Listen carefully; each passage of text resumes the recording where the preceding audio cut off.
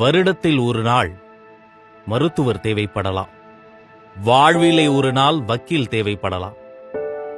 ஆனால் வாழும் வாழ்க்கையில் ஒவ்வொரு வருடமும் ஒவ்வொரு நாளும் ஒவ்வொரு வேளை உணவையும் நீங்கள் உண்ண உங்களுக்கு தேவைப்படுபவர் உழவன். பெரிய நஷ்டம் வரும் என தெரிந்தும் பொண்டாட்டி தாலியை அடகு வைத்து மானியத்தை நம்பாது மண்ணை நம்பி தொழில் செய்யும் ஒரே மனிதன் உழவன். 5000 கோடி கடன் வாங்கிய கடன்காரன்கள் சொகுசு விமானத்தில் சுற்றி திரிகிற போது கேவலம் டிராக்டருக்காக வாங்கிய 50,000 ரூபாய் கடனை கட்ட முடியாமல் செத்துப்போன கவரிமான் உழவன். அது ஏதோ கோடைத்தனத்தால் அல்ல, சொன்ன சொல்லை காக்க முடியாமல் போன வருத்தத்தில் உயிரை விட்டு பிரிகிறான் தமிழ் மண்ணின் உழவன். 1 கிலோ அரிசியை நாம் கடையில் வாங்க வேண்டும் என்று சொன்னால் 2 கிலோ நெல்லை இயந்திரத்தில் கொட்டினால்தான் அது 1 கிலோ அரிசியாக உருமாறும். 1 கிலோ அரிசி 60 ரூபாய். அப்படி என்றால் 2 கிலோ நெல்லை விவசாயியிடம் இருந்து என்ன விலைக்கு வாங்க வேண்டும்? எந்த விலைக்கு வாங்க வேண்டுமோ அதை விட பல மடங்கு குறைந்த விலைக்குத்தான் வாங்குகிறார்கள் வியாபாரிகளும் அரசாங்கமும்.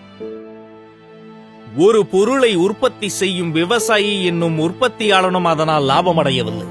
அதை வாங்கி உண்ணும் கடைசி நுகர்வோரான பொதுமக்களும் அதனால் லாபமடையவில்லை. அப்படியானால் எங்கே செல்கிறது பணம்? என் தாயும் தந்தையும் என்னை பெற்றெடுத்த போது வெறும் 3 கிலோ எடையுள்ள சிறிய உருவமாக தான் என்னை பெற்றெடுத்தார்கள். இன்று இவ்வளவு பெரிதாய் அழகாய் நிமிர்ந்து நிற்கிறேனே, நான் யார்? ஒவ்வொரு நாளும் ஒவ்வொரு வேளையும் நான் உண்ட உணவுதான் எனது ரத்தமாய் நாடியாய் நரம்பாய் சதையாய் ஆற்றலாய் மாறி இன்று நானாக மாறி உங்கள் முன்னால் பேசிக் கொண்டிருக்கிறது. நம்மையெல்லாம் ஆளாக்கி அழகு பார்க்கும் 2ஆம் தாய் இந்த உழவன். கிறிஸ்துமஸ் கிறித்தவர்களின் பண்டிகை, ரம்ஜான் இஸ்லாமியர்களுக்கு, தீபாவளி இந்துக்களின் பண்டிகை.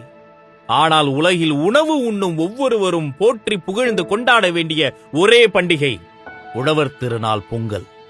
இந்த பொங்கல் திருநாளிலும் வாழ்த்து சொல்லி பட்டிமன்றம் பார்த்து திரைக்கு வந்து சில மாதங்களே ஆன புத்தம் புதிய திரைப்படம் கண்டு கழித்து உண்டு உறங்கி பின்பு மீண்டும் அடுத்த நாள் வேலைக்கு சென்று புலம்புவதா பொங்கல்? வீட்டுக்கு ஒரு மரம் நடச் சொன்னார்களே, நாம் வீட்டுக்கு ஒரு விவசாயியை தத்தெடுத்தால் என்ன? இருக்கிறாரோ இல்லையோ என தெரிந்தோ தெரியாமலோ விழுந்து விழுந்து சேவித்து காணிக்கையை கொட்டி கொட்டி கடவுளுக்கு கொடுக்கும் நமது கரங்கள் இதே மண்ணின் விவசாயி வாழ்வை இன்னும் கொஞ்சம் வளமாக்க கொஞ்சம் கொஞ்சமாய் சிறு சிறு உதவிகள் செய்ய நீட்டினால் என்ன? அரிசியில் உருவாகிய இட்லிகளை எல்லாம் 1.25 கோடிக்கு விற்கும் போது அந்த அரிசியை நெல்லாக்கி கருவாக்கி உருவாக்கி தந்த விவசாயினுடைய வாழ்வை நசுக்கிக் கொண்டிருக்கும் விவசாய கடன்களை கொஞ்சம் தள்ளுபடி செய்தால் என்ன?